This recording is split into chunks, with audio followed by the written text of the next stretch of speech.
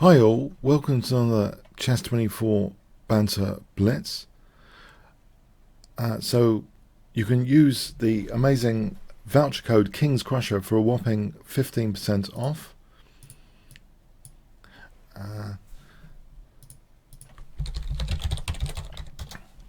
Let me just sort this out actually. Let me just see the preview screen.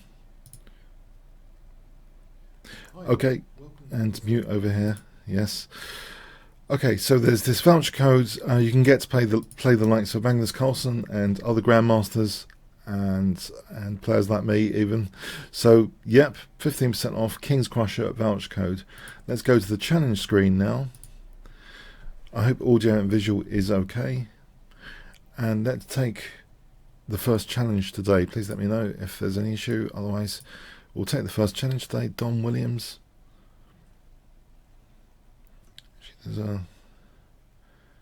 Take my subtitles off. Okay, Don is first today. Don Williams. Okay, hi Don.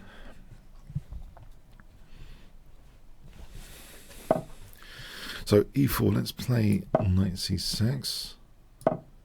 Try the tango. I'm already a little bit happy with the provocation on the dark squares.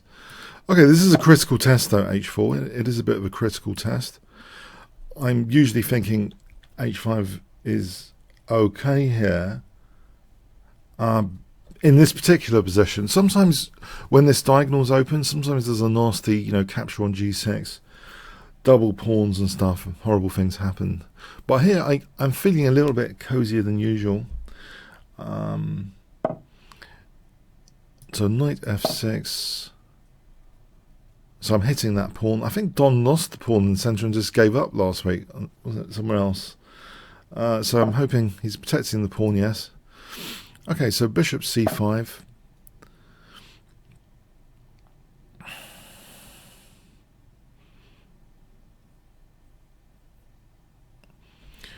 So I'm assuming actually knight takes e4 doesn't work under most circumstances.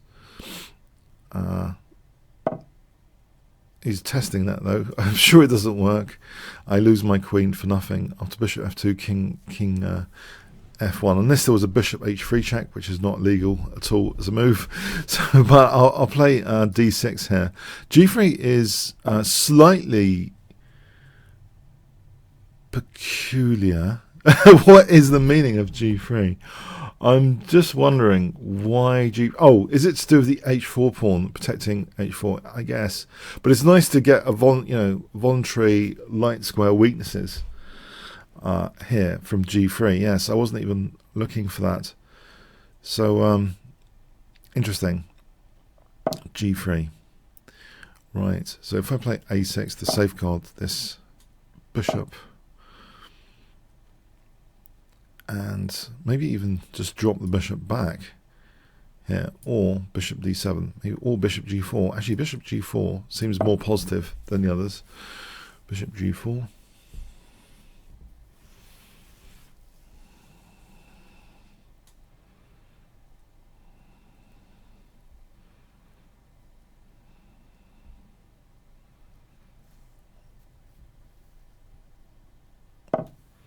Right, so I'll put this bishop back voluntarily because b4 is coming, essentially.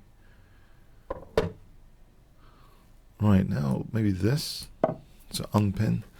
That gives me the possibility of bishop h3 and queen g4, threatening queen takes g3. That pin pawn, I'm looking at that pin pawn with some excitement. So bishop h3, queen g4 could be a nuisance for white. Unless, I don't know, king h2 there. Oh, there's bishop takes f2 there in that position.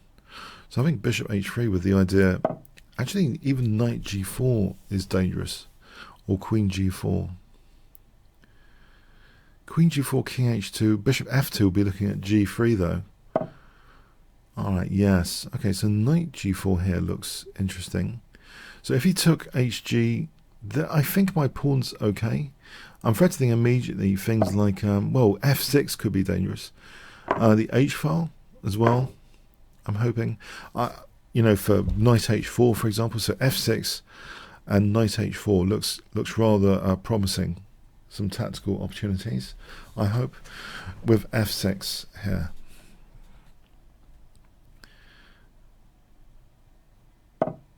Okay, so f6, I'm wondering about that here. Playing it. Is it better if I play bishop f1 or knight h4 or rook h4? If takes, bishop h3, knight f3. No, my pieces are a bit loose there. I'm wondering if just a rook sack and then knight h4, f3. Oh, there's knight f3. Yeah, I think a rook sack here is good for knight f3 possibility. So rook takes h4, g takes, knight takes. There's no f3. If bishop takes, there's knight f3 check. If f3, there was bishop takes e3 check. So I'm thinking the rook sack looks like a bit of fun to be had. I'm hoping this is sound, although I can't guarantee that. Okay. Maybe it's not entirely sound here.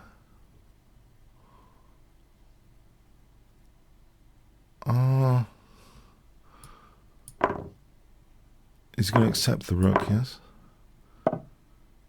Alright, so he wants the queens exchanged off. I do not want the queens exchanged off, so c6.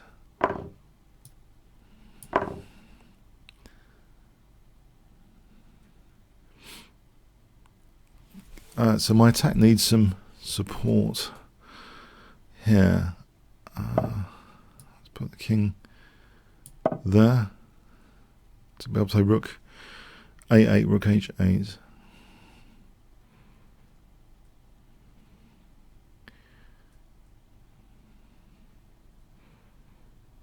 If I have that position with rook h8, knight f3 is then dangerous. King g2, rook h2, king g3 though. Probably need to work out something. Maybe actually knight d4, bounce to knight d4 here.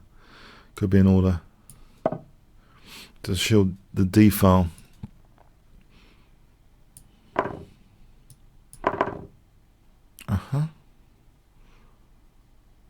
A draw offer? He's material up. Am I pushing my luck? 3, 4, 5, 6. I am just a piece down now. Actually, I'm not sure I've got any attack. You know what? Thanks for the draw offer. I don't know why he doesn't play for a win. I think I'm just a knight down. I'll accept that. I'll accept that. Okay. Surely I'm just a knight down. I might have overcooked things, as I have done in the past. White's definitely winning that. Where did it work? Where didn't it work? This attack for a moment.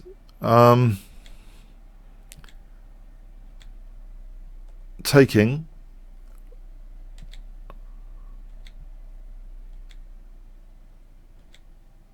No, I don't think. I think Queen A4 is a very good move here, actually. Queen A4, well, among others. I'm not sure this is really sound. It's a bit of a bluff attack, actually, it seems. The engine doesn't like it. Okay, thanks for the draw offer. I don't know, you could just play for a win here. I think I might have overcooked things in that first game. I'm not usually that stable in my first game, especially. But anyway, okay, thanks for the let off. Okay, the mechanic. I'll play knight c3. Yeah, I think Queen A4 extinguished things. Very good. Queen A4 extinguished any. I was hoping to get my queen, into the attack, and there was no chance of that. So that was great. That Queen A4, exploiting the king being in the center, my king being in the center. Okay, time to wake up a bit more. I've got some coffee here. I think I get carried away sometimes with the sacrifices. Too much towel sometimes.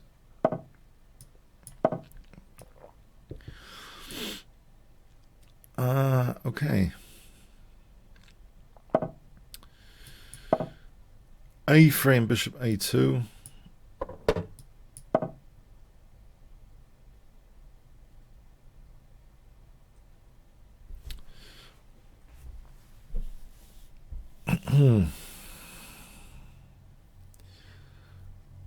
Bishop A2 and castling. I'm thinking, because this F pawn's moved, I can later play Queen E1 to H4. Like, it's a nice resource also in the Dutch defense where you can swing your queen over for the attack. So Queen E1 to H4 is a nice resource in this type of position when with that F pawn moved. So that diagonal's now sort of opened up.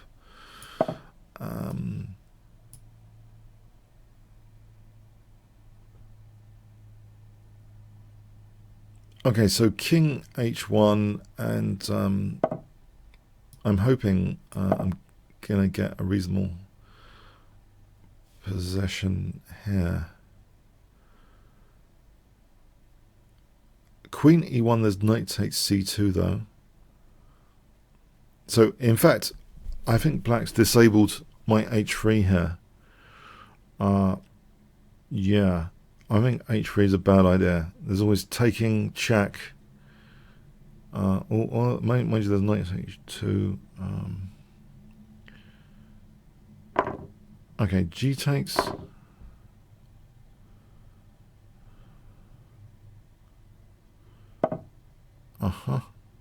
So knight E2, knight takes F3. Can I just nudge this knight away safely? And this knight G4. Let's look at forcing moves. Knight G4. I think I can just. Actually, knight G4 is knight G3 is also dangerous.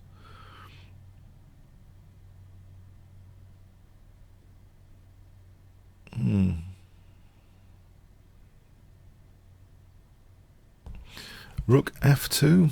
If knight G3, king G1, rook F2 seems as though it's plausible. Okay, I'll go with rook F2. I'm hoping it's plausible. I know knight G3 looks scary. There's no knight F4. It gives me the possibility of actually queen F1. Actually, I'm protecting C2 as well. Queen F1 would be possible after.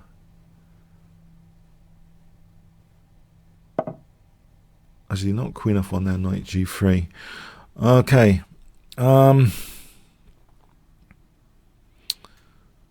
Yeah.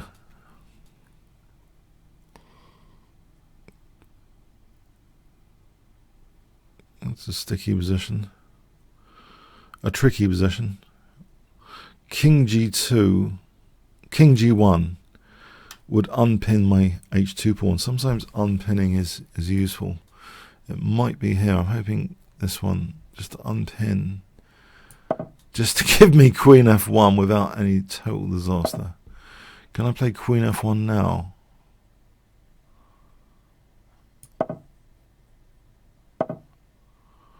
Right, can I play queen G2 or F5? Maybe F5 is generally useful, or King H1, here's knight G3 again. Queen G2, there's knight F4. Bit passive. Knight E2 doesn't help. F5, I don't know if that's helping black more. I think I'm going to have to give up this pawn. This is not a happy position entirely. Giving up that pawn. Yeah.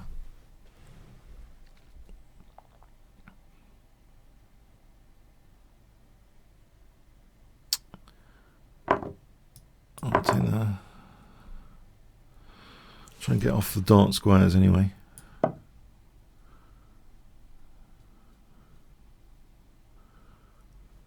Rook G1, knight E2.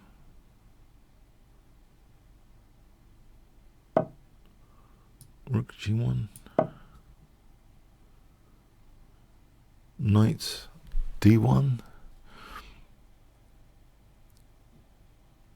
Knight d1 might be handy to play c3.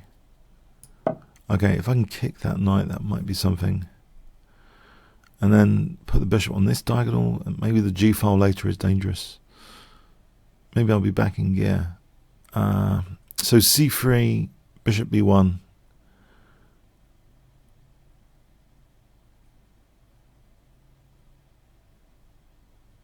Yeah.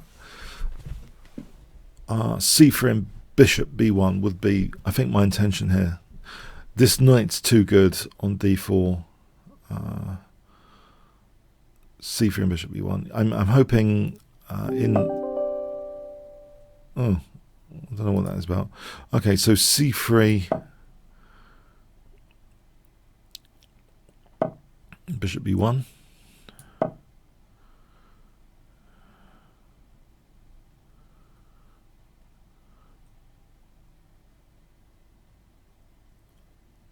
Okay, now I can cover, I can play for rook g4 with queen h3. I don't know if that's worth it.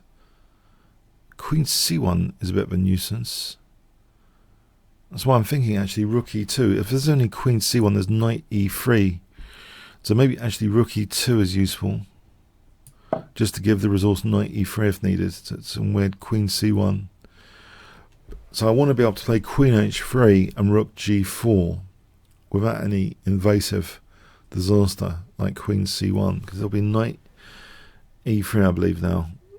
Okay, so queen h3 gives me the possibility of rook g4. Aha. Okay, my bishop's sort of adding solidity there. What about just doubling the rooks now? So rook takes g6 might be on the cards. Okay, if I took on d5 or f5 or knight f2, maybe knight f2.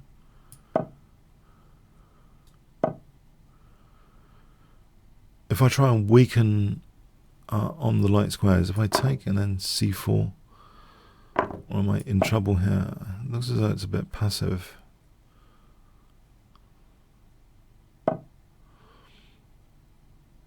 If I took on d5, is that e3? d5, e3, is that really, really dangerous? Knight d1, okay. I can take here.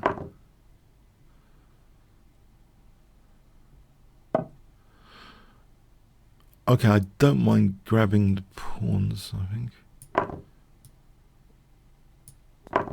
Because there's knight g4 or bishop e4.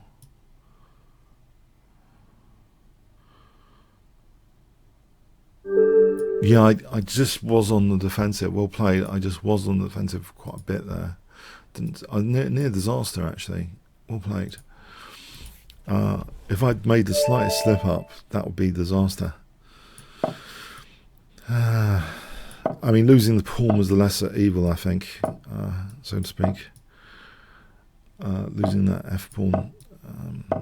I'll try this setup again.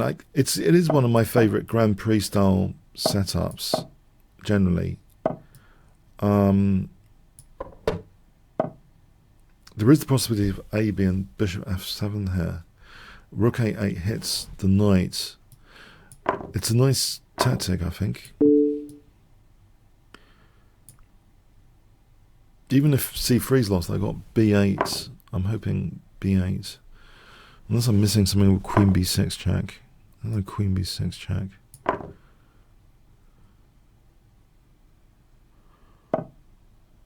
Right, rook b3 here might be nifty. Well, there's bishop e6, rook c3. Okay, so rook, in other words, rook b3 might be worth it. And here, if bishop e6 there, then that's a different thing, isn't it? Bishop e6 is a bit of an inconvenience, or is it? Just wondering. I could play perhaps rook takes. And he discovered the I mean, 2 pieces. Mind you, there's queen b6 after winning the bishop on b2. So say rook b2, knight e4, takes, check. So I'll be back to square one. So maybe, in fact, I should do this one. Just keep an eye on queen b6. So bishop e6, yes, a pain.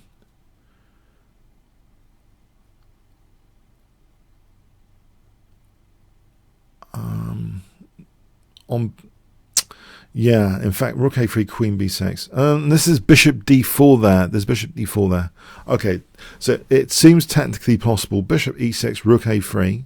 If queen b6, bishop d4 protects the bishop. So bishop e6, rook a3. I'm just wondering if rook b4, c5. This is looking a bit dodgy where my rook's going. Although that would blunt that diagonal.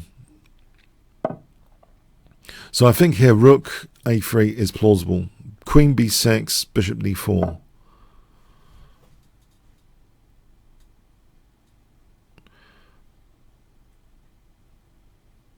And there's also, I mean, queen a1 is nice. Knight g5 is potentially... no, not nice, because then there's queen... Okay, let's just protect this for a moment.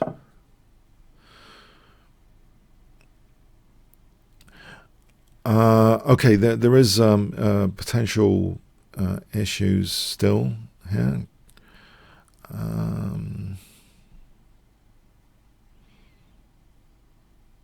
With b2.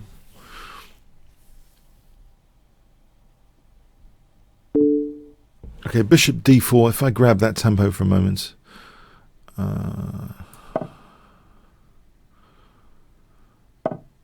So useful might be knight g5. Or bishop c3. If c4, bishop d4 again. Maybe bishop c3. My pieces are protecting each other. So, yeah, c4, bishop d4. So I'm threatening basically knight g5, I believe, knight g5. I don't know if e5, knight d5, or rook a8 check. Maybe rook a8 check, and then rook b1 looks nice on the queen. Maybe queen c6, queen a6, trying to chase a queen exchange. Might be a nice idea. Queen a6, trying to get the queens off. If queen d7, rook b7, I seem to be trapping the queen there. Queen d7, rook b7.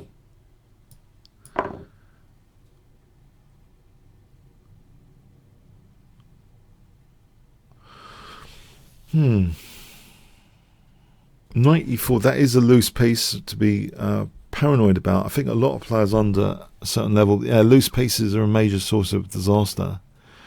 I think loose pieces actually are interesting theoretically, just abstractly to me, as well as a practical cause of losses for many people, because I think that they're an example of something which is an example of a theoretical liability. Quite often loose or even semi-loose pieces in the extreme, partially loose pieces, they're a theoretical liability often which can quickly transform into an actual liability.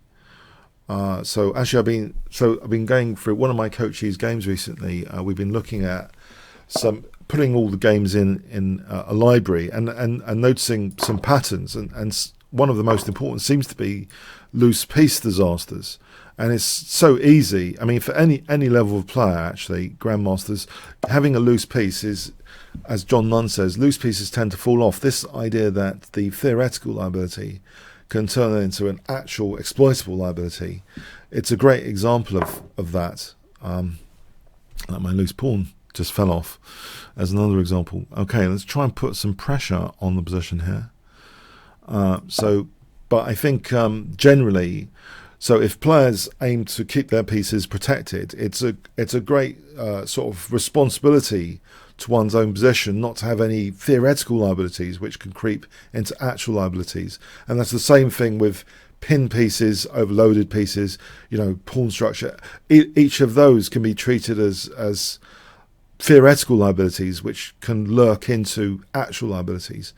So being able to play safely with your position is a cool thing, even if you're attacking player, as a basis, you know, for a later attack, to start with a stable position where you're not, all your pieces are not dropping off.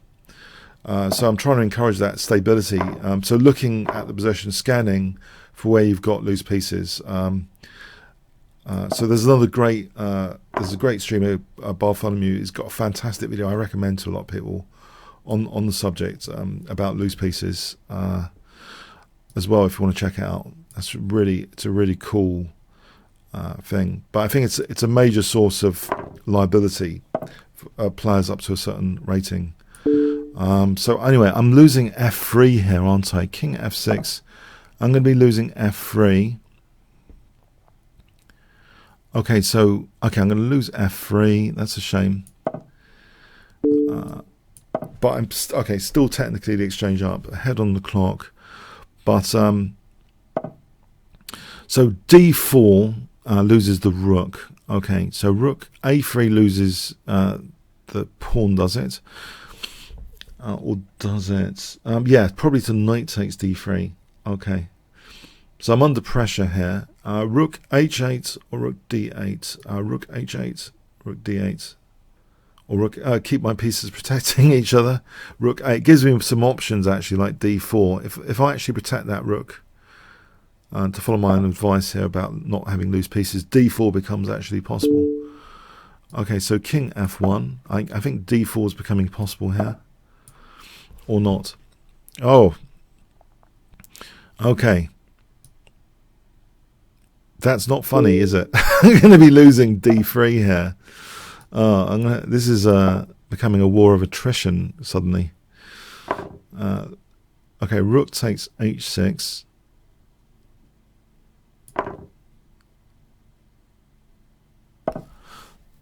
Can I try and... Oh, it's not much, is it, to play for here? I'm only the exchange up. Okay, the clock advantage is probably...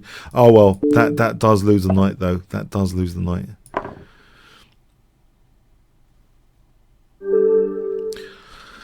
Okay, thanks. Okay, loose pieces. Yeah, that's a major theme at the moment for me, for one of my coaches. That's why I'm mentioning that.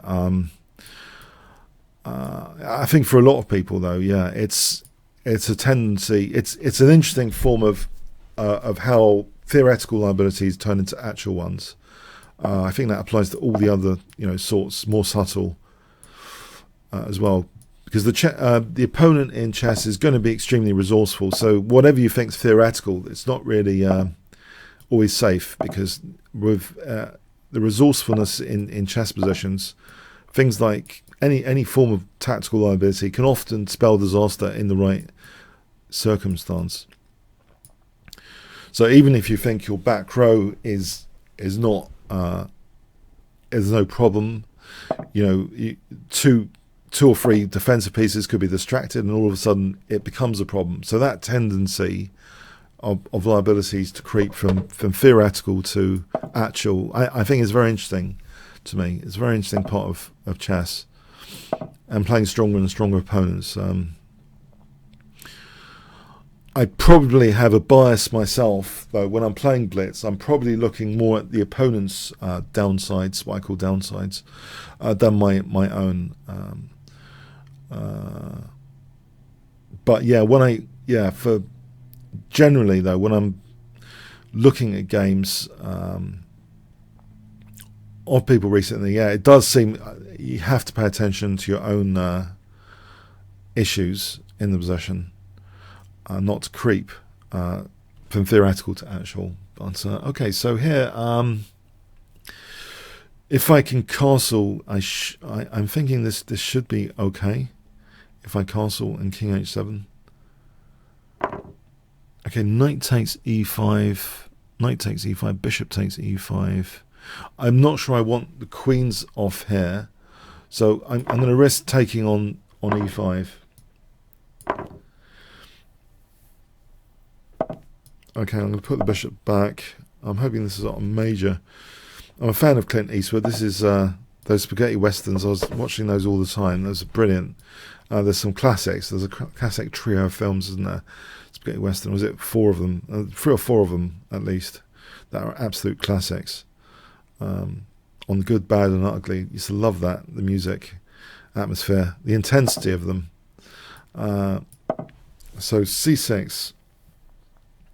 I think Breaking Bad series on Netflix shares that kind of intensity on the characters and the script when it's in a sort of barren land and stuff. It's amazing how that brings out the intensity of the characters and the script generally. But yeah, Good, Bad and Ugly, that was amazing. If you haven't seen it. So Bishop B7. I'm sure most of you have seen it. Yeah, have you? So anyway, if I play King H7 and let's have a look at that picture. Clint Eastwood.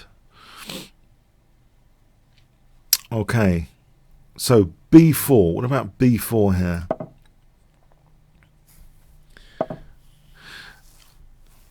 So Rook AD1. If I unpin this pawn, again, trying to get rid of a kind of liability, that pin, trying to make sure it doesn't create a massive disaster immediately. So unpinning can be a good move, like in the same way that unloosening a piece, trying to undo any liabilities before they creep from being theoretical to actual liabilities. So exploitable. So Bishop A6 is... I can do Bishop A6. I'm not sure how useful that is. King H7, King H7, King H7 doesn't seem that bad. Although I'm under attacking pressure. Can I play this? My position's creaking, isn't it? Really, objectively, I hate to say it, my position does seem as though it's creaking a bit here, as though there's going to be a horrible sacrifice. I'm going to volunteer weaknesses. Oh god, this does not look clever. This does not look at all clever. It looks as though white's going to be... I'm just worried about being wiped out here with a piece sack, but I'm not sure exactly what to do about it. I might have to try blunting the bishop next move. This piece that might already work. Yeah. That's kind of lesser evil considering my king could be blasted. So weakening e6 is a kind of lesser evil decision. c5 is probably tactically possible here. On takes c takes d4. Knight b5. Could be a pain though. Queen b6, rook d6 is possible. Okay, queen a5. Queen a5. There's another resorting to candidate move. Analysis here for queen a5.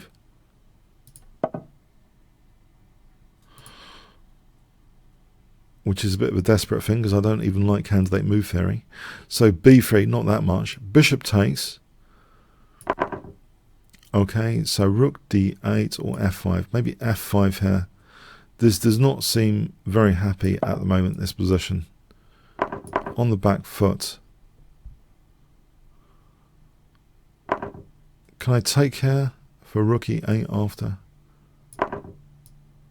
So I'm a pawn down. Uh-oh. Uh-oh. Okay, there's a nasty pin. I think I'm on the way out here. There's a nasty pin after rook d7. c4. Actually, what was that about? Hold on. Let's just have a look what happened there. What's this about? I can just take that. Was that a mouse slip? That seems to wreck white's position. I think I was on the way out. There. with rook d7. Yeah, rook d7. I think I'm on the way out here. If we look at this before the mouse step.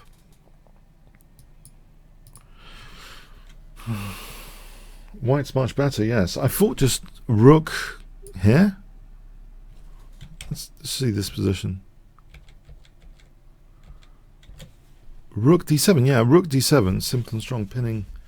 Surely just pinning there, and it's very, very dangerous for me. Yeah, I think things have gone really wrong. This is zapping me, isn't it? It's quite quick to get to my king. Yeah, I think I was on the way out there. That was a bit of luck, pure luck. I was on the way out. Okay. Killer cat.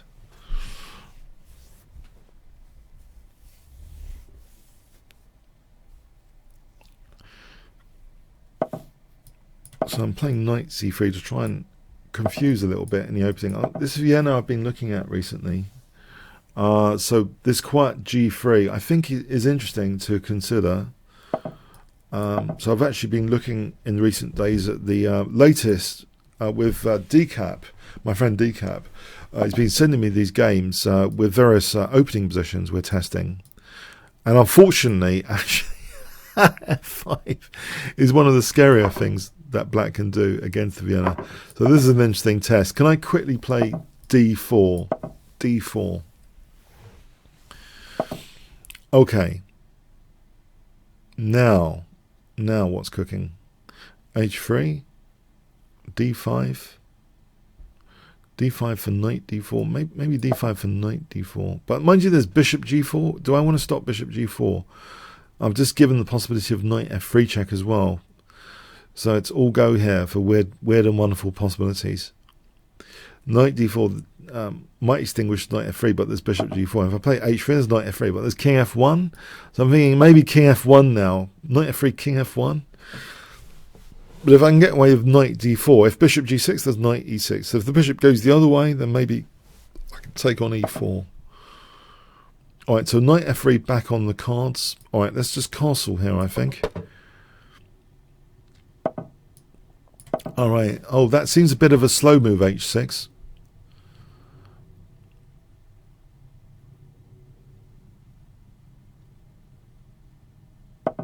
Okay, can I entrench a knight? Because I'm thinking knight takes, queen takes, there's knight c7. So I think I can entrench that knight tactically.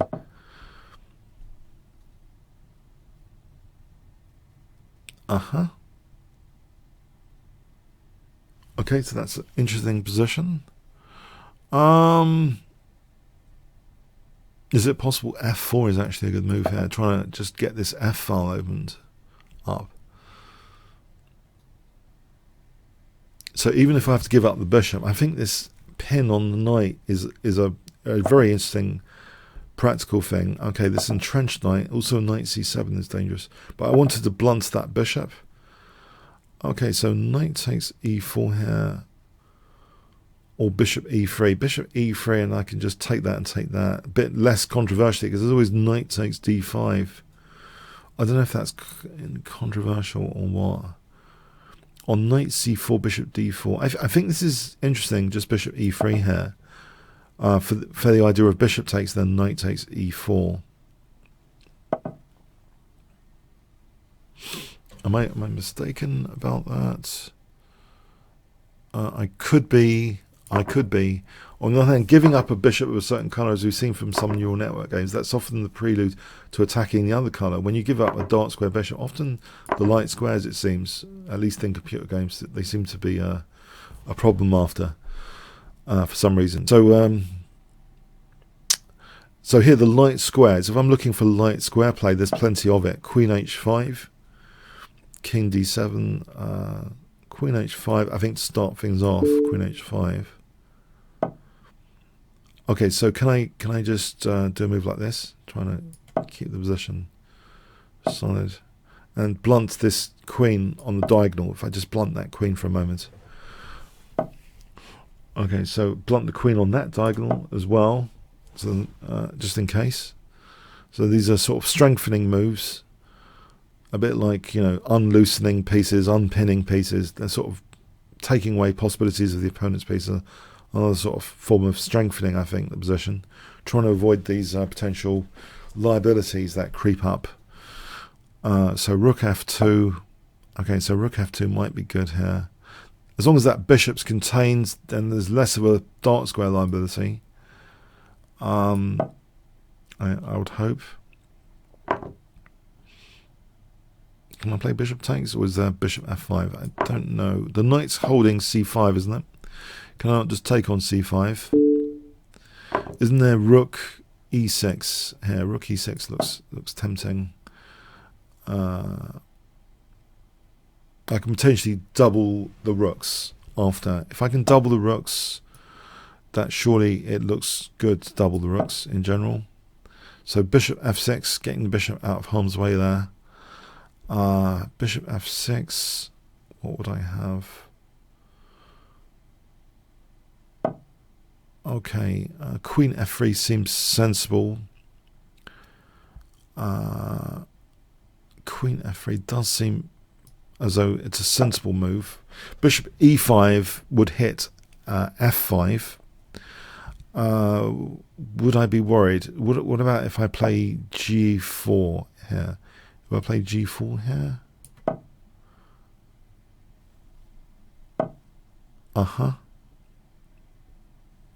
I can take that because my queen is actually protected by the bishop.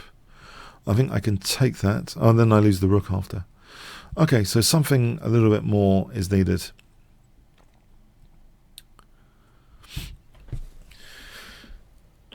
Okay, let's think. This bishop seems, I mean, the king seems a bit loose. If I just snapped off that bishop, I'm tempted for bishop b7 after, which would give me actually queen c6 potentially. In fact, I can do that immediately with takes. If takes, queen c6, king d8, queen c8 is mating. So I think it starts with taking this pawn, which weakens c6. So any g takes, which means king e6, I just play rook takes, and then queen c6, king d8, queen c8. So, okay, I'll start with bishop takes b7 here, I think. So g takes, rook takes, queen c6, king d8, queen c8. That looks very good to try and get to the king before I lose my material here. It's quite easy to have loose pieces when you're attacking, especially they come a bit loose even to the opponent's king sometimes, as this shows. So as long as they create some common squares just in time for the attack, that trade-off, that temporary trade-off of looseness versus attacking opportunity, like here I can get that common square just in time, queen c6, common square, protecting the rook. That check protects that rook. King d8, there's another common square, queen c8. But otherwise they can be really just loose pieces. Queen c6, king d8, queen c8 is checkmate there, I think. Okay, thanks for that, Killer Cat. Yeah, it looked dangerous there for a moment, in the opening especially, for me. So Gogin Pool. Okay, Gogin Pool.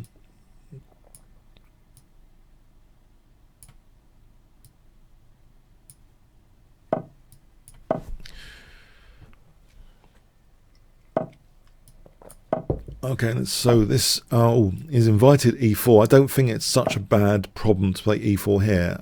There's no knight g5 because the queen takes g5. That pawn hasn't moved yet, so there's no control of g5 just yet. Could I just, I don't know if f5 is too weakening, or can I get away with it?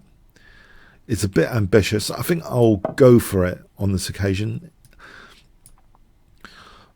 So knight f6 and bishop c5. It's a spearheaded pawn, so I'm ready to recapture if needed.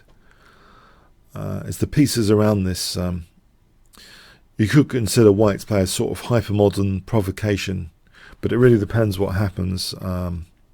If I can persist these pawns in the centre. That's a nice f4 square for knight h3 to f4 though, to be aware of. Can I get to play d5 though and try and maybe castle queenside or play d3? Okay, so that wasn't challenged. So knight takes d4 looks interesting for the kind of piece play I might be able to get here. Like bishop d7 to c6, queen d7, castle queenside. There's also the possibility of bishop f7 now. I think I'll take that up. So knight f4, bishop f7, with the idea of queen d7 and castling queenside. Okay, so I think this looks fairly comfortable. This semi-open d file in particular, if I can make use of that with castling queenside. I don't know, castling queenside I'm a bit wondering about, because I'm thinking with this pawn here, sometimes when you castle kingside, there's h5 and knight g6 later. So maybe because of that possibility of activating the rook further, maybe castling queenside is something to think about. Okay, bishop c5 here. It looks as though white's a little bit fragile, lack of development, as though something like knight f3 is going to happen. Or bishop h5, that looks like a nasty pin. In fact, f3, bishop takes f3, g takes knight f3 is checkmate here. It looks as though I can even play bishop f3.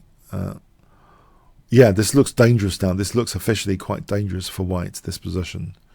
If I can play bishop f3 and knight g4, that looks particularly naughty, potentially, if I've got those possibilities.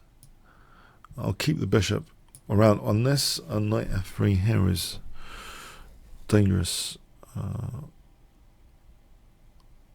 Okay, I'll put the bishop here. And the bishop going here.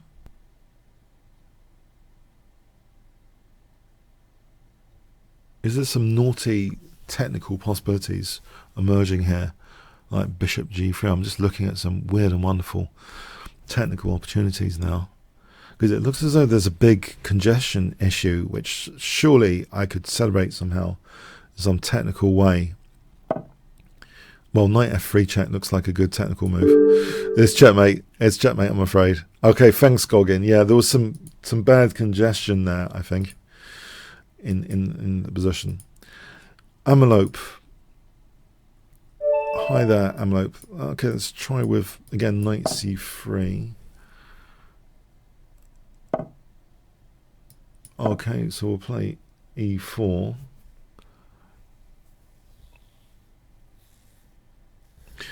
So this is an interesting territory. I think knight d7. I think f4 actually, not e6. I'm going to go with the more conservative f4. The e6 pawn sacrifice can sometimes backfire. I think sometimes it's good, sometimes it backfires. I don't quite understand the complexities of it. That choice sometimes of how much risk you want to take, the uncertainty, the irreversibility of decisions. I find that quite interesting as well in chess.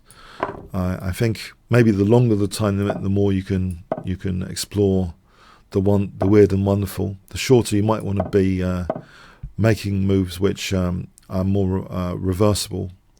If you haven't got time to really fully explore the soundness of something, you might want to pick a move which is more reversible, basically, less committal.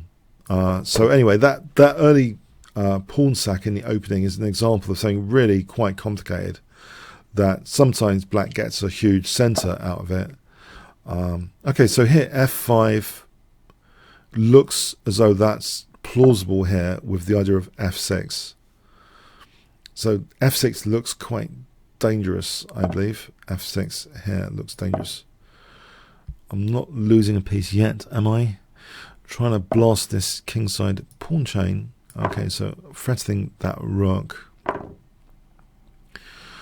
Rook c2 seems plausible at the moment. Or is there anything else? Queen c2. I'm just worrying, bishop c1, rook f7 doesn't work this stuff because queen takes protects g6. If even rook f7, queen g6 is not mating yet.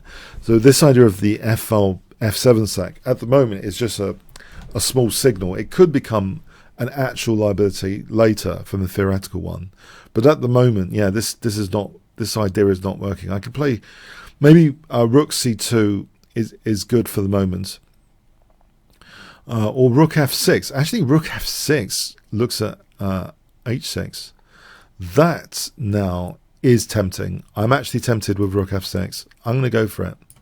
rook f6, not rook f7, but this one, more conservative, looking at h6. So bishop c1. Oh, bishop h6, there's bishop h6 though. Okay. So I've just lost an exchange. But it's dangerous, surely. I'm hoping it's dangerous anyway. Looking back now at this idea of the sack, after knight f4, say rook h8, knight f4, there are possibilities of sacrificing here, I think, with, say, rook g6 and knight e6, winning the queen. So knight f4 looks dangerous. Let's see what else is going on there. So rook g6 is a little bit dangerous. Knight e6. Queen c2 is a little bit dangerous. So say queen c3, rook f7, queen g6, king e7, queen g7. It looks as though I'm winning a lot of material there. So it looks, in other words, queen c2 looks like a dangerous possibility. I'm hoping I'm not going sacrificially crazy here. I'm hoping there's actually some real compensation. Rook g6, rook e6, knight e6. In fact, knight e6 looks the most solid of them all after queen c3. Because knight e6, f takes, queen g6 looks as though that's mating.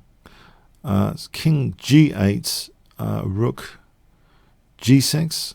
And if fg, queen g6 is mating, it looks as though knight e6 is actually mating in this position.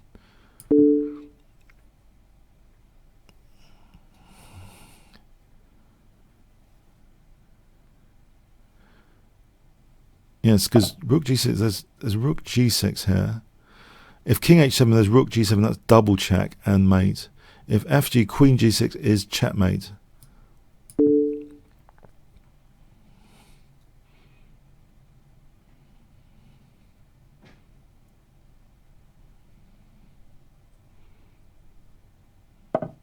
Okay, rook g7 is checkmate, I believe. Yeah, I think there was some, that's an example of, there's some theoretical liabilities. If you look at resourceful possibilities here, these theoretical liabilities, it's very, that distance between something being pushed from a theoretical liability, you know, of rook f7 to an actual liability is not that far as you'd imagine. It's actually much closer than you could possibly imagine. Okay, I noticed bishop h6, there's bishop takes h6 here. But now this is really dangerous, this stuff, with knight e6, queen c2 and rook f7. These dangerous forcing moves, like 1, 2, 3 of them are coming into being here, it seems. But I don't know what the computers would think of this. Maybe there's a defense there. If we have a quick look. Oh, white, it does say white's better there, even if rook h7, knight e6. Oh, it's changed its mind. Maybe it's a bit complicated. It's changed its mind. Rook e6.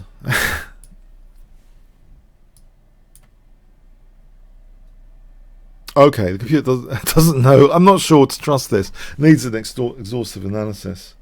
Okay, interesting. Okay, let's have a look at the next challenge. Botovsky.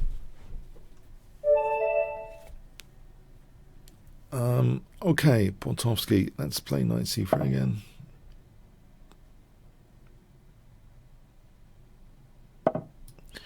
And we'll go into a Vienna game. So this is what I've been looking at recently, this Vienna game. Against either knight c6 or knight f6.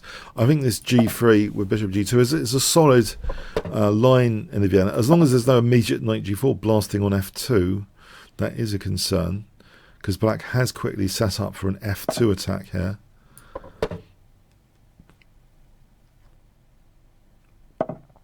Okay, can I just, against the possibility of the pin, not to have the pin, and to unpin this one as well, so not to have this relative pin or this absolute pin, both of them, trying to extinguish the pins.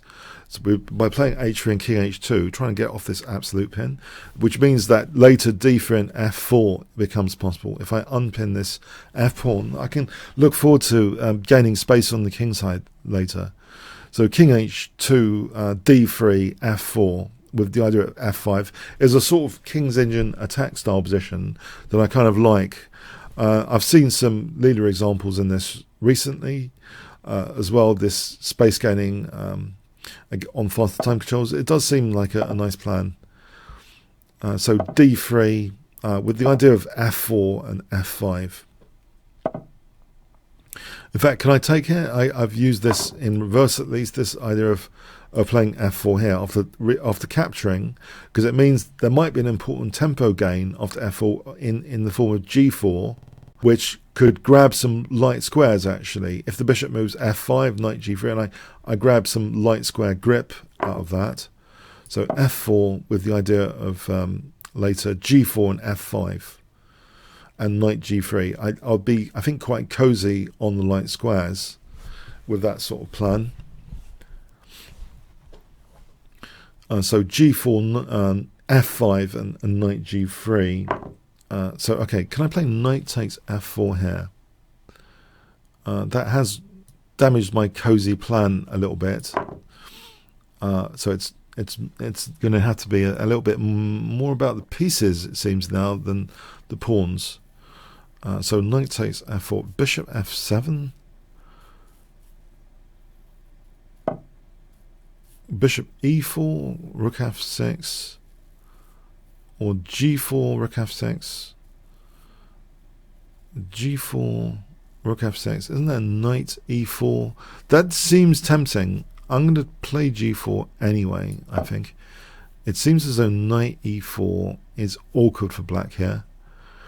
If black has to play a move like rook h6, you know, maybe I have some nice possibilities. I hope I have some nice possibilities. So rook f6, knight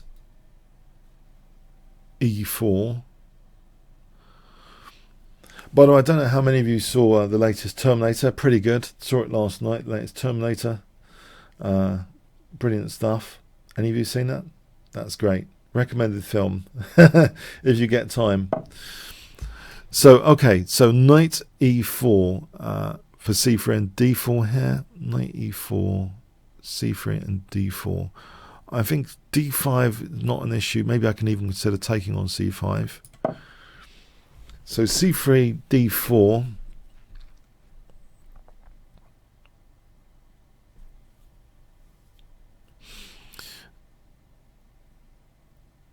So I only watched the original Terminator a few days back, and it's still interesting to see the original Terminator.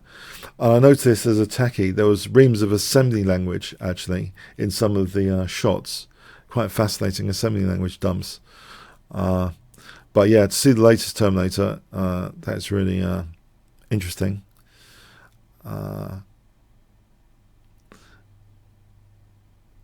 It's amazing the how it just repairs itself totally, comes back. It doesn't matter what's thrown at it.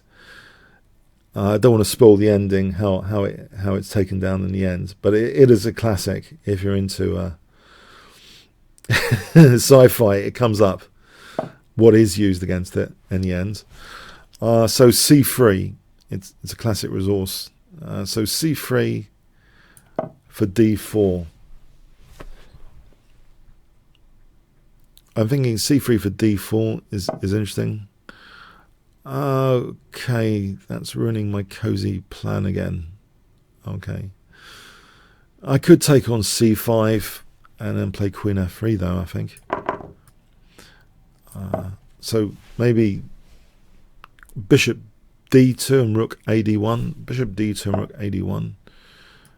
Okay, here I can still keep protection of d3 from g3.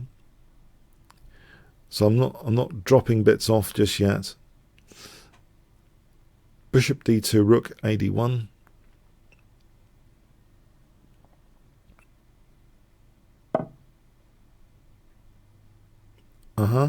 Knight d3 is not threatened. I think queen takes d3. Bishop e3 I think runs into knight takes g4 check. Oh, so there is an element of liability. Oh, it's not cozy again. It's not cozy.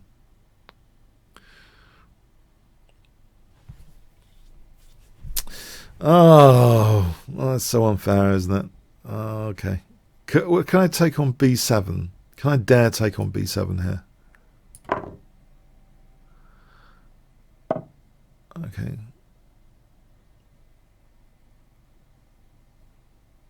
g5. I'm double daring. Taking g5, the adventurous g5. I'm leaving a loose piece in the position. And d3 is about to drop. My opponent's pieces seem nicely central right now. Alright, can I do this? And then this. And then this. To at least develop my rook. And then pin that. And then put pressure on the pin with b3. Or is there something else? Rook d2 maybe? That's another sort of semi-loose issue. I don't know if knight f4 wins. Or is it? It's not. Okay. Rook d2 to g2 or h4, h5, g6. Okay, maybe this one. This plan of h5, get a form pawn installed. Or am I going to be... Whoa. Hang on. That's dangerous.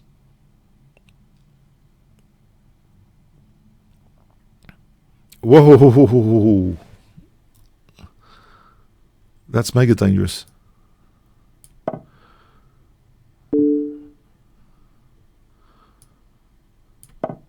I'm hoping bishop h2 is possible on rook h2. I don't like this. Am I just losing a whole rook or something? No. I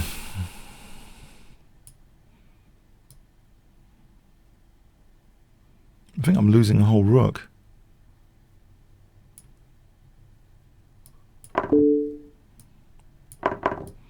I am losing a whole rook. Okay. I've got a few pawns for it, but it's not the ideal state of affairs, is it?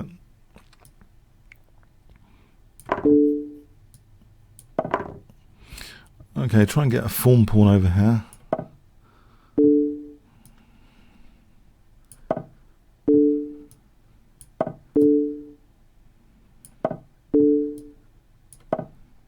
So for g6 will threaten checkmating, potentially. Okay, there's two connected pass pawns over here. I think h6, might as well just get my pass pawns, I think. Play the check. Let's play the check. No, let's get the pass pawns, or g6. No, not there though. One or the other. Just...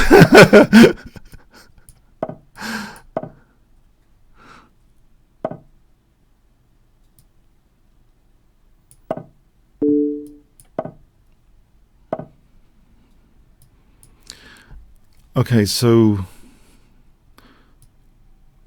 b7.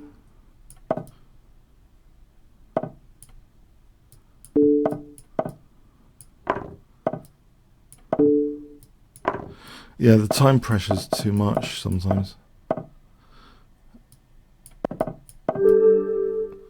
Yeah, I thought my position was a bit airy.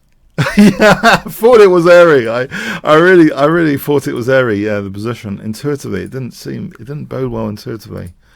Yeah. Okay. Okay.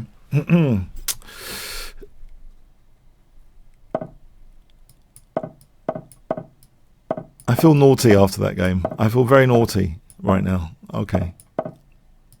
Was I a bit too casual?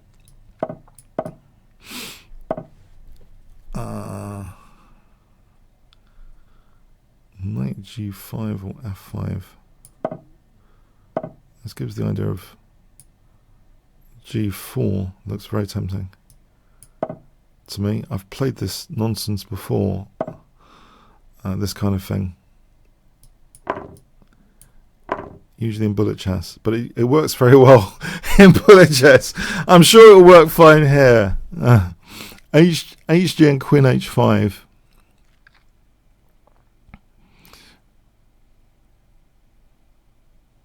I think this is a sort of leader-inspired piece sack. I've been seeing a lot of kind of positional attacking piece sacrifices like this, which sort of liberate pieces and reduce defensive potential just intuitively.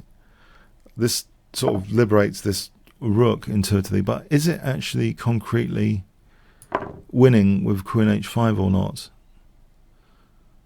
There's a sort of bind, a defensive resource bind.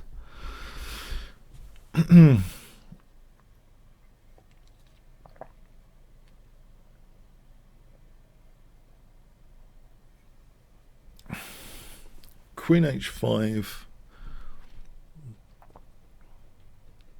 Knight d4 could be a pain for knight c2. I mean, I might have time to kick that though with c3.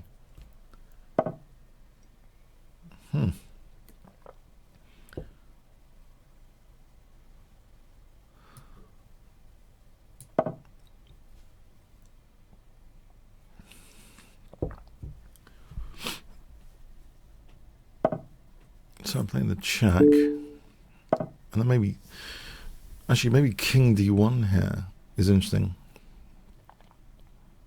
just to hold the fort for a moment. Knight f6, any bishop takes, there's queen f7. I might actually threaten queen g8 for queen f7 there, or not. I might have to play a defensive move here, rook e1. Okay, rook e1. So knight f6, queen g8. It's not. I'm not actually sure I'm threatening that much, just yet. Bishop d2 to c3 would be nice to get some more pieces into the action.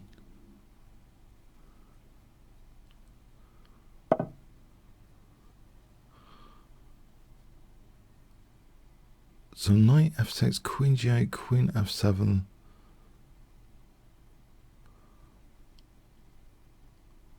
I want to keep that bishop.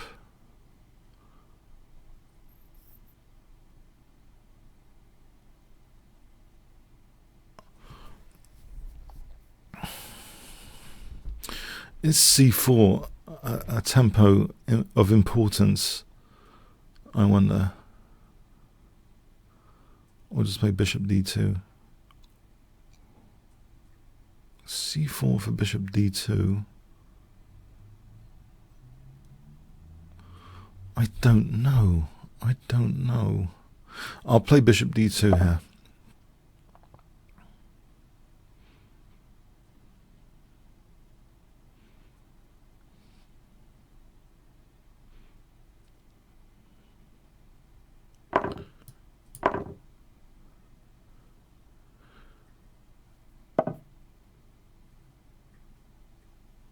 Knight f6 around here for queen j8, queen f7 still doesn't seem to do much.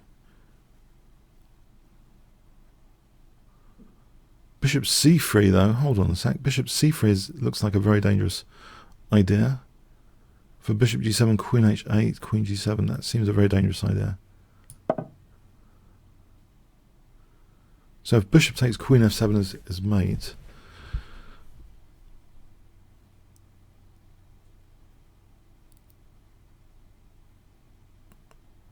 So I'm threatening bishop takes, knight takes, queen h8, queen takes g7.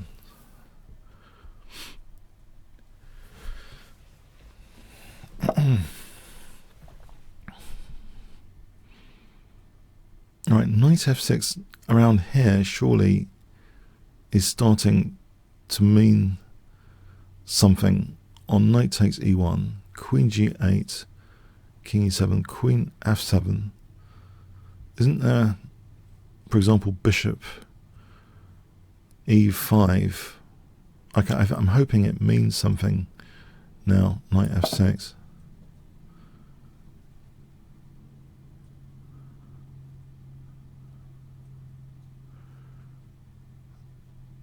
Will I have enough attacking prospect there? Am I just losing an exchange? So knight takes, queen g8, king e7, queen f7, king d6, bishop takes e5 check, king c6. It's difficult to calculate this stuff. I'm not sure it's really doing that much. Let's see though. There's a choice here.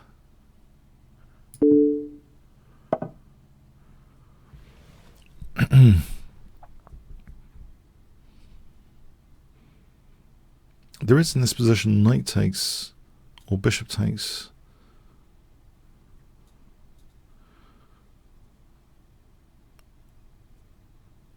Or f takes. F takes. Maybe f takes is safest.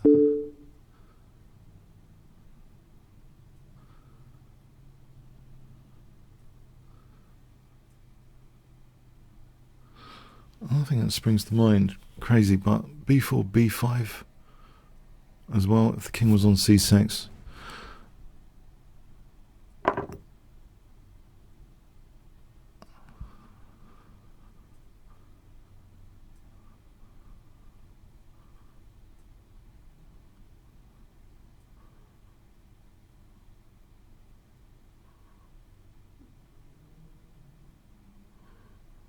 Right. If I took that.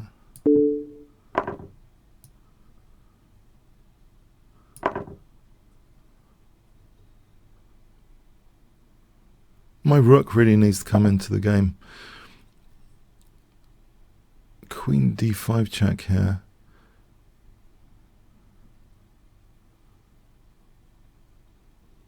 Knight g4.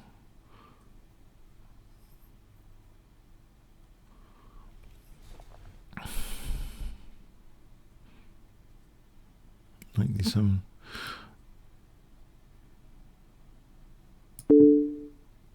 Maybe knight e4.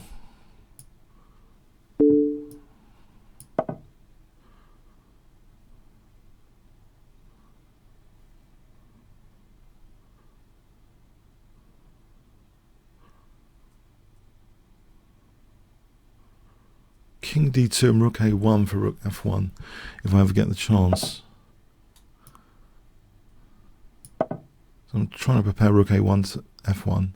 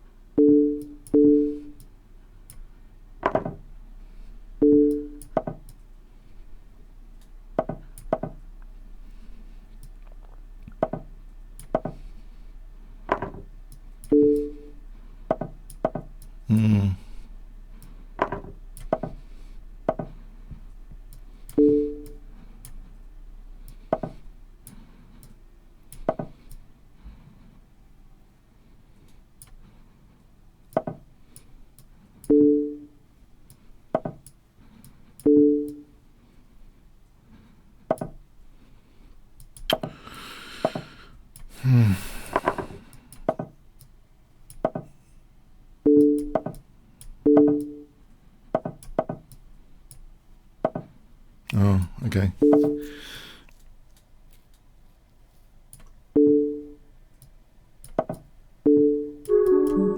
Well, plays, yeah.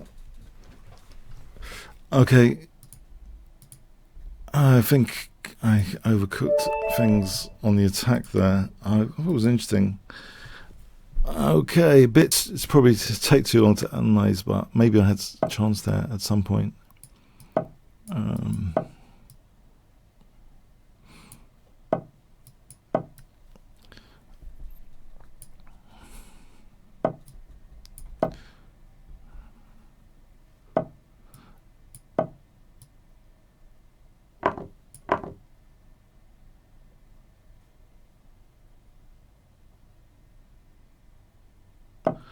Okay, knight's going to c6.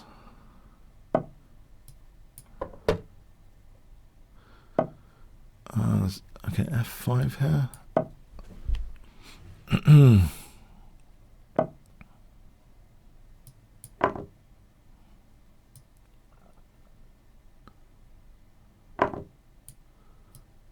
8 going to d4 here.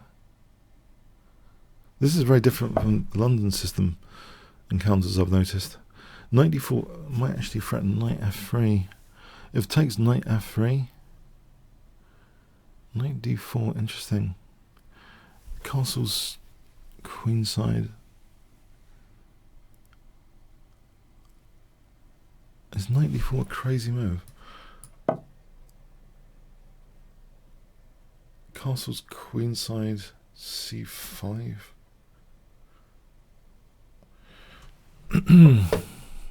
c5.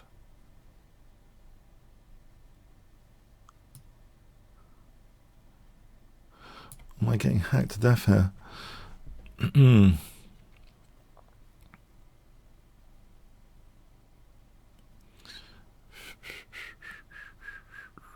It's likely. Oh, this looks a bit scary. This looks more than scary. Okay. I think I've got a few weaknesses around the shop. Knight takes g6 might be interesting.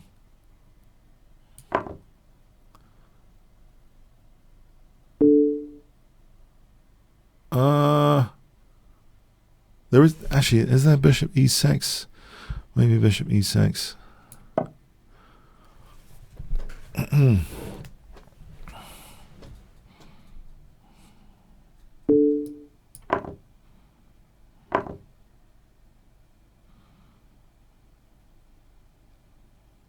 And rook e8.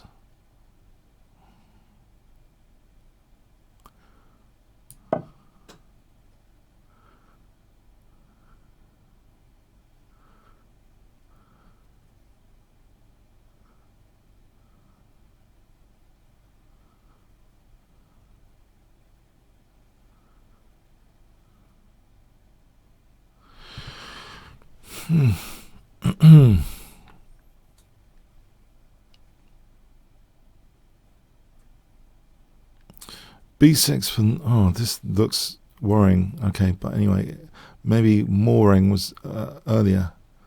b6 for knight d4.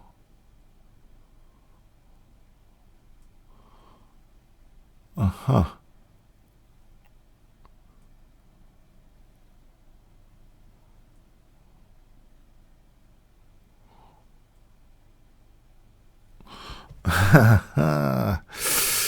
Whoa. I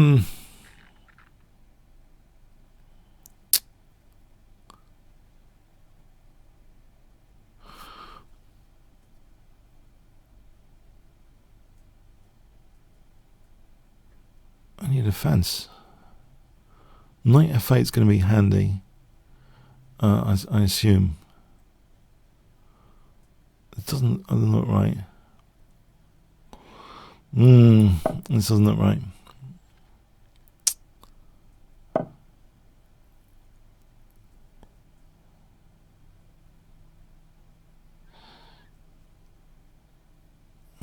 Okay, this does not bode well, but try this.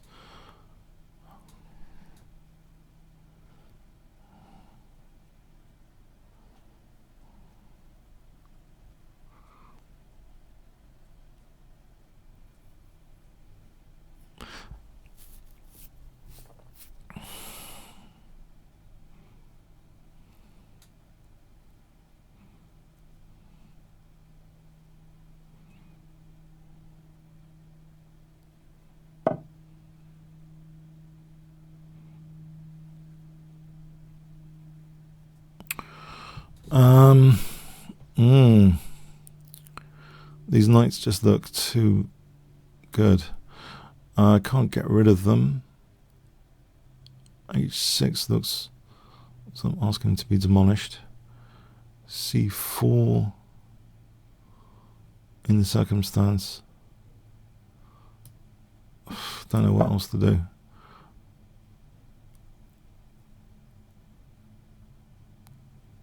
Maybe c3 offers something later.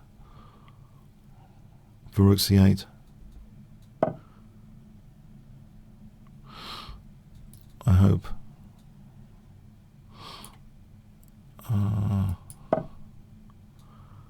Maybe rook c8 to c6. It doesn't look good.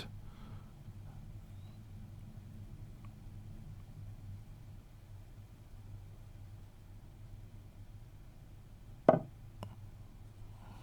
take that. Alright, can I do...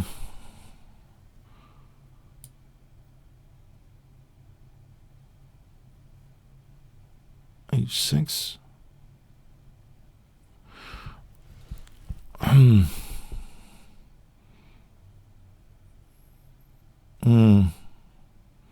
Knight g6.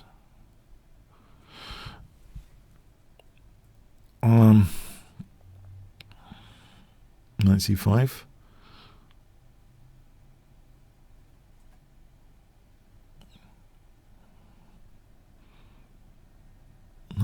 Try knight c5. Oh, I don't really know. Okay, I think I'm getting blasted here, but anyway, I'll try knight c5.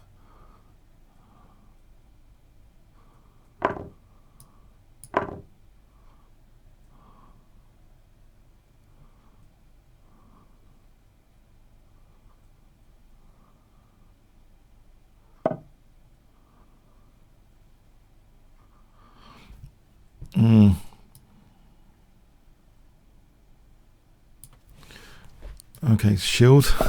Some shield needed. Oh, okay.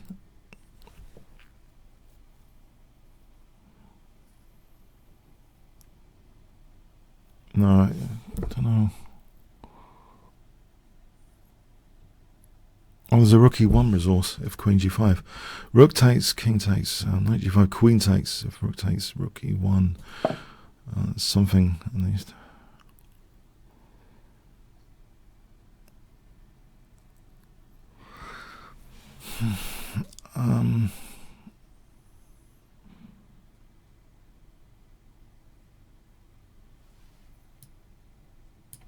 So how would I invoke the powers of that? 16 seconds. I haven't really got that much time to think about this.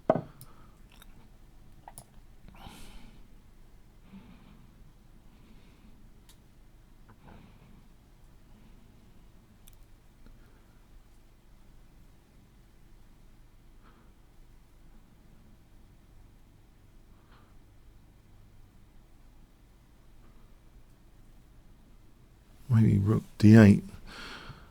Oh, rook d8.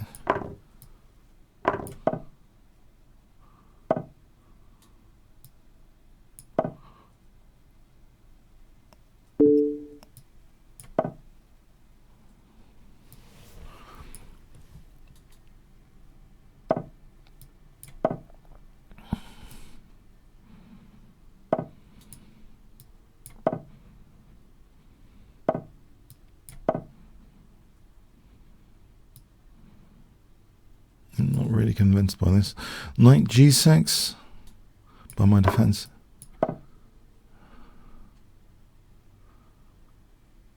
Oh, rook e8 for rook e1.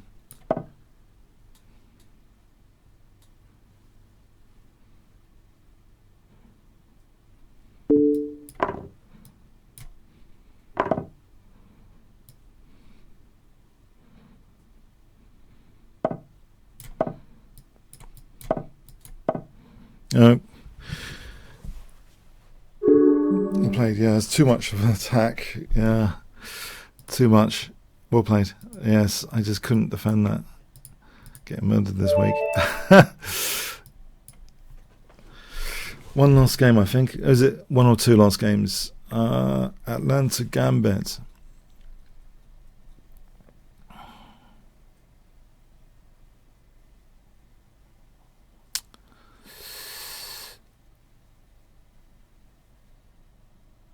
Okay, is Atlanta around?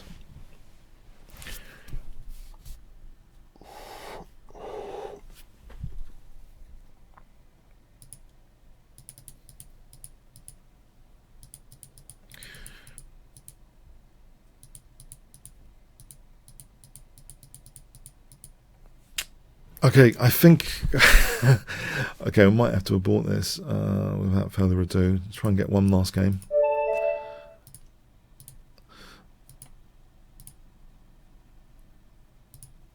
except from Jester, I hope. Try and get one last game in.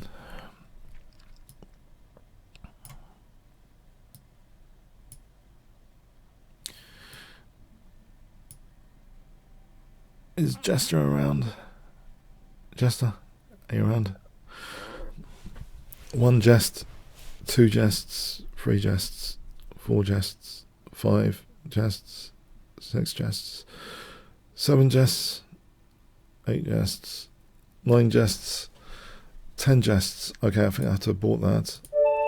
Okay, one last game this week. E4.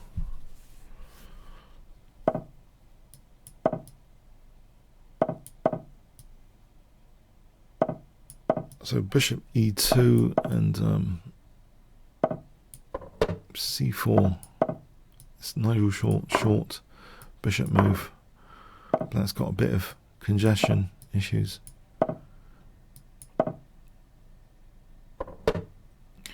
Okay, I think a move like h3 is sometimes useful.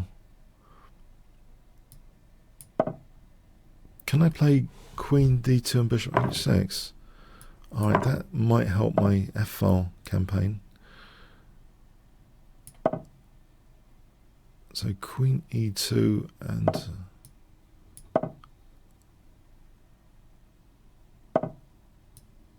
over here.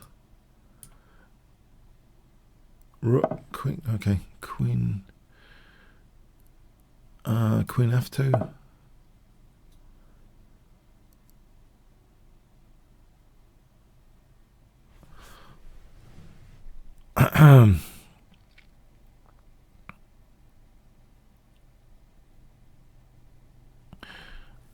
Bishop c4 for bishop d3.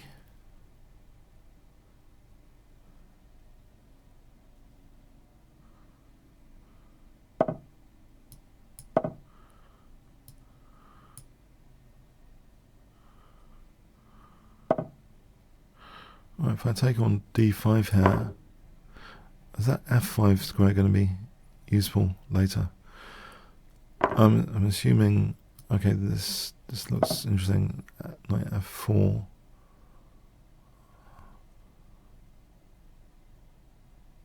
Maybe queen g3, knight h5.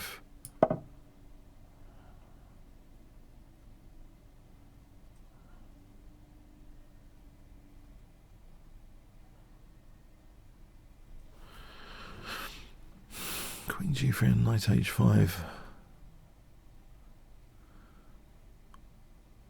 Or e6 and knight e5 for knight g6. That looks actually quite appealing.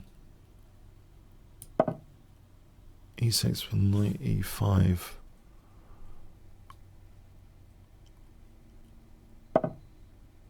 Aha. It looks very dangerous. I think I'll go for it, actually.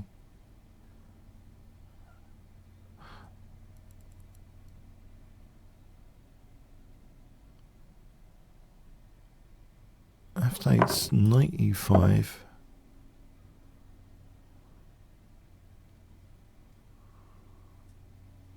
How sound is this? Actually, maybe g5 is good or not.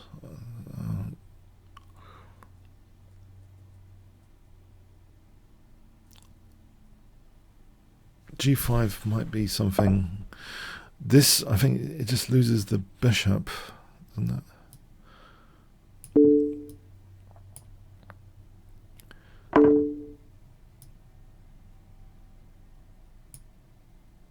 G5 might have been a shot. To be fair, yeah, I'm not convinced about the pawn sack. Thanks. Let's have a quick look at that for a moment. That e6. What does the computer think here? Oh, black's much better. Being a bit unsound today. More unsound maybe than usual. That's hard, isn't it? Knight e5. It does mention g5, yeah. Knight h5. It might not be the end of the world for white though. It's actually, it changes his mind a bit. Depends on how much analysis, I guess. No, G4. Yeah, this might. I don't know. It's changing its mind. But visually, to me, as I thought there was compensation there for that pawn sack. Black's got the bishop pair anyway. If I don't do anything too quickly, the bishop pair as a long run asset is going to be great. Okay, I hope you enjoyed this session this week. I'll take you to that. Just remind you the amazing voucher code Kingscrusher. You can get 15% off. You can get to play even world champion Magnus Carlsen. So great opportunities to play even the world champion, and you get all the perks of premium membership. So check that out, Kingscrusher voucher code. So I'll see you next week. Yeah, have a nice rest of the day, rest of the week, and take care. Keep warm. Thanks very much. Cheers then.